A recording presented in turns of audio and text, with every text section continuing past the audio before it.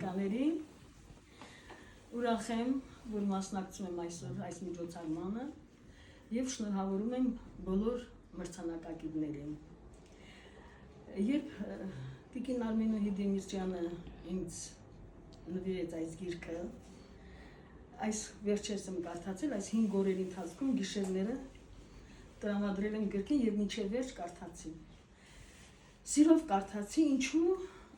նախ առաջին հերթին նրա համար, որ հեղինակներից մեկը սիրելի ընկերուհի է, երկրորդ որպես հայ միշտ հպարտացել եմ Վիկտոր Համբարձումյան, Պարիս Հերունի եւ Գրիգոր Գուրզադյան, բայց Գուրզադյանի մասին ոչինչ չկար, կարգի էջն կար, Մարգարյանի մասին կա, Բենիկ Մարգարյանի մասին կա։ Եվ հպարտացել եմ որպես հայ,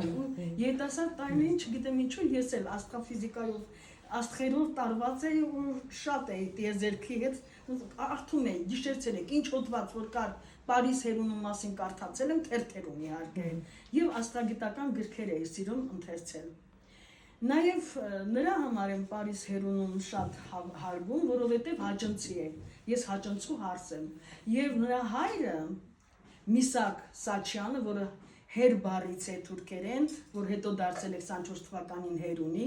նույն ճակատագիրն է, նույն ճակատագիրը որբություն բոլոր հարազատների կորուստ, ինչպես որ ինձ կեսրայրն է գաղթել Աջն քաղաքից, նա ընկել է Բեյրութ, սա Բեյրութից Հունաստան, Հունաստանից հայրը ձեռքերի մեջ ասել է որ կգնաս անպայման Հայաստան եւ քո կորցրած քույրերի եղբայրների անուններ կդնես քո զավակների վրա ու այդպես էլ իմ սկեսրայրը այդ պատգամը արել է ու տեսնում եմ որ Միսակ Հերունին էլ նույն ճակատագիրն է ունեցել եկել է այստեղ Թերլեմեզյանի դպրոցում Թերլեմեզյաններ գիտենք Վանեցի նաև Վանի ճակատամարտի հերոսամարտի մասնակիցներից մեկն է Թերլեմեզյանին մենք այստեղ բավականին մեծ դասախոսություն ենք նվիրել ինչպես նաև ողջունում եմ որ այստեղ համագործակցել է նրա զարմուհին Արևիկ Սարգսյանը, որը մանկուց շփվել է Պարիս Հերունու այդ անվանի գիտնականի հետ, ով եղել է նրա եւ ուսուցիչը, եւ քերին, եւ շատ մտերիմ մարդ։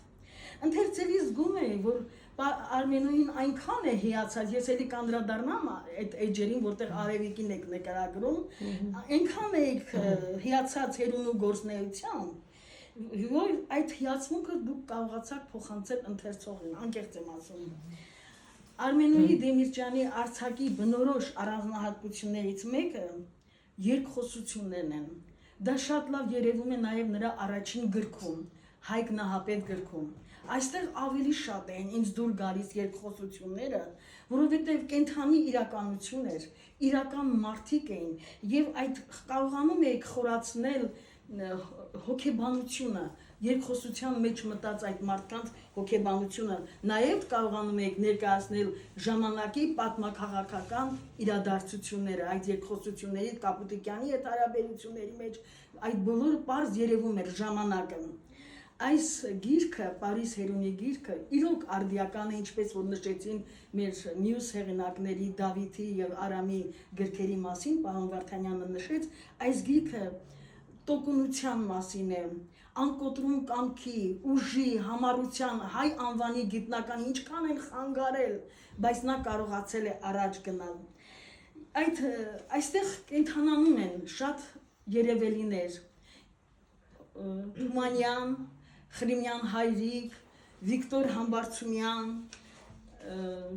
Սիլվա Կապուտիկյան, շատ հերոսների մասին եք դուք խոսում։ Եվ կարողացել եք տալ անցած բարդ ճանապարհը, Հերունու անցած գիտական բարդ ճանապարհը, որովհետև այդ ինչքան դժվարություններ հնգամյակից հնգամյակ էին փոխանցում ատոմակայանի այդ կառուցումը, ասում են, տեսեք Հերունը այնտեղ ասում է, չէ, որ ասում է ռուսները հնարավորություն տալիս են, որ հայ գիտնականներ կրթվեն Մոսկվայում,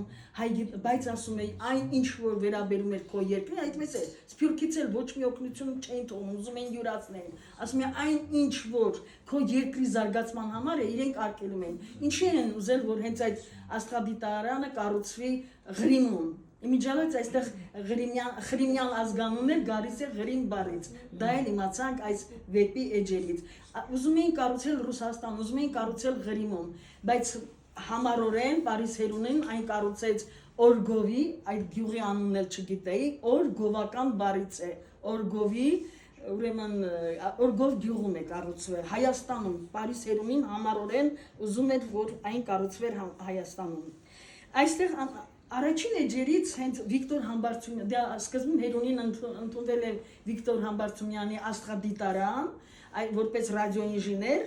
եւ այդ զրույցը ասում է երկու ընկերները երանությամբ նայեցին գարնանային կեսօրվա մեջ կապտին տվող Արարատին, հետո խորունկ հայացք նետեցին Քարափիբերյանին կանգնած տեղերի եկեղեցուն ու Համբարձումյանն ասաց. Պարիս, Երանի կյանքն էլ այսպես հավերժական լիներ։ Ոչ մի ծրագիր չեմ հասցնում, հավատում ես, ոչ մի օր ինձանից գոհ չեմ։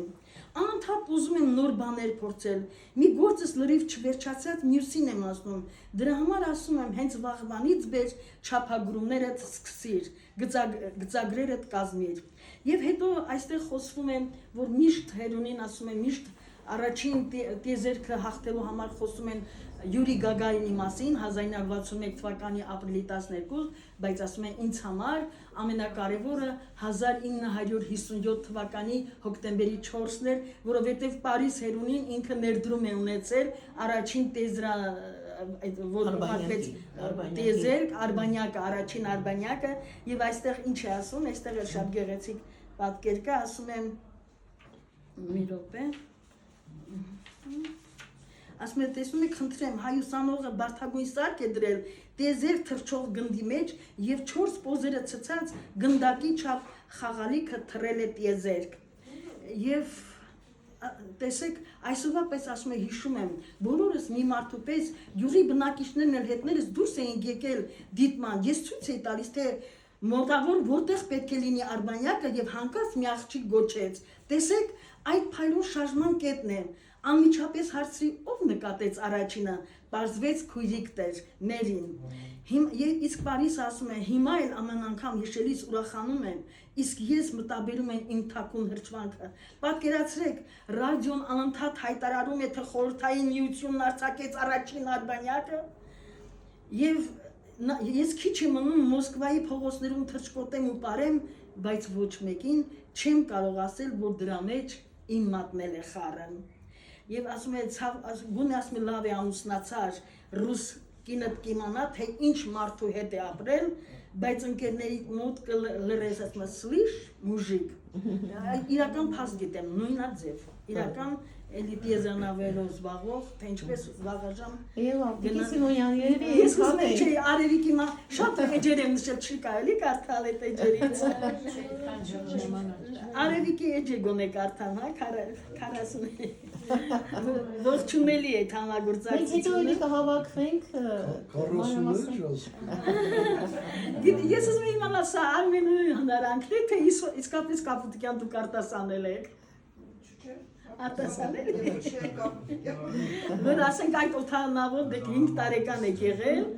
ասում է դու օթաչու ես երեխային գրկել համբուրելով, ոտ բարձ թրծեց Հերունին, այո, համարցակ ասաց աղջնակը, իսկ վաղն ինչ է արտասանելու, երեխան քերու գրկից բարձր ձայնով սկսեց, ովքեր գնում են Մոսկվա, թող օթանավ բարձրանան, այսօր ժամը 4-ին օրվա, տեղ կհասնենք անպայման, դե ձեր տեղում ամուր նստեք, արդեն վեր ենք բարձրանում, ջան, վերում ենք, երկնքում ենք, ամպի միջով ենք գնում, և ձեզ որ ասում է, քեի աղջիկն է, այստեղ շատ էջեր կավարտել, այդ շատ էջեր էի դուրս գրել, որ խոսել, այնտեղ օծերի պատերազմը, նաև այդ վիետնամական պատերազմում ինչպես կարողացավ պարունին Շնորհանդես եղել, մի թեթև եղել է, այո։ Ես չեմ մասնակցել շնորհանդես։ Անցյալ տարի գործ